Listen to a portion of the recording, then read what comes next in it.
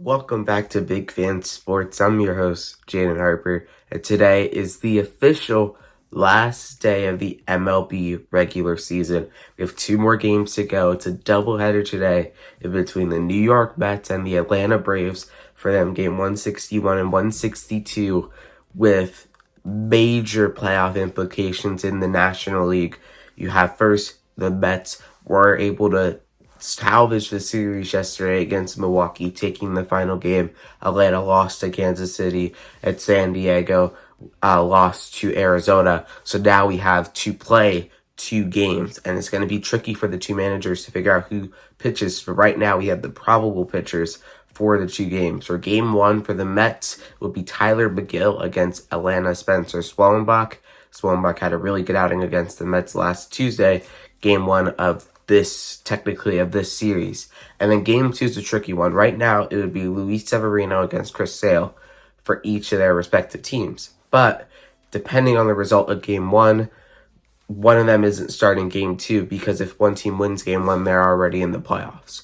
So let's say the Mets win game one, then it would most likely be a bullpen game, and Severino would start game one either in Milwaukee tomorrow or in San Diego tomorrow. If the Braves win game one, then we'll see what happens with Chris Sale. He's looking a little fatigued. Let's talk about both of these pitching matchups. We'll start out with the game one matchup. Tyler McGill and Spencer Swellenbach.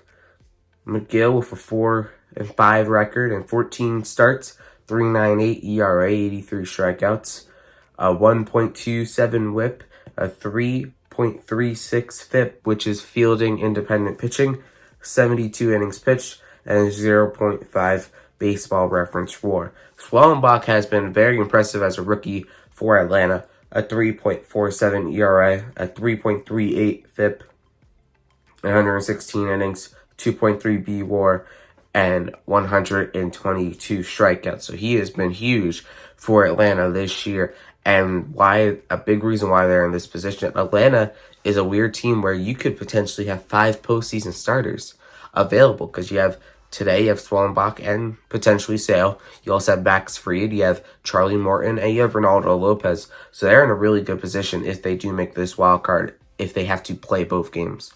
But the second matchup, one of these pitchers are going to make a big difference for their team because how good they've been this season. We'll start out with Severino, 11-7 record in 31 games, a 3.91 ERA, 161 strikeouts, a 4.21 WHIP, 4.21 FIP, a 1.24 WHIP, 182 innings pitched, and a 1.7 B WAR. This is a bounce back season for Severino. He had a really tough season last year with the Yankees. So this is good for him to bounce back. But first, his opponent potentially is Chris Sale, and he's had an incredible bounce back season as well. 18-3 win-loss record. He has the most wins right now in the National League. 29 starts, a 2.38 ERA right now, the lowest in the National League. 225 strikeouts right now, the most in the National League. A WHIP almost under 1. A FIP is 2.09. 177 innings pitched at 6.2 B WAR, which leads the pitchers in the National League. So Chris Sale might be on his way to the Cy Young Award. This start might affect that if he isn't able to go through it cleanly. Let's look at the scenarios for tonight. So there's 3 different scenarios with the games starting today. The first scenario is that the Mets and Braves sweep. That's the most likely scenario. Then in that case, Atlanta would clinch the 5 seed. The Mets would clinch the 6 seed, and they would go right back to Milwaukee. They were just in Milwaukee. They'll go right back to Milwaukee. And then the Diamondbacks would be eliminated. But it's the weird situation. What if the Mets sweep? Then you could potentially see the Mets clinch the 5 seed against San Diego. Arizona would clinch the 6 seed against Milwaukee, and the Braves would be eliminated from postseason contention. Same thing if the Braves sweep. The Braves would go to San Diego. Arizona would play Milwaukee, and the Mets would be eliminated. And then this is an interesting situation if you're one of those teams where you win game one, you're playing a division rival. Do you want to kick them out of the playoffs? Do you want to spite them?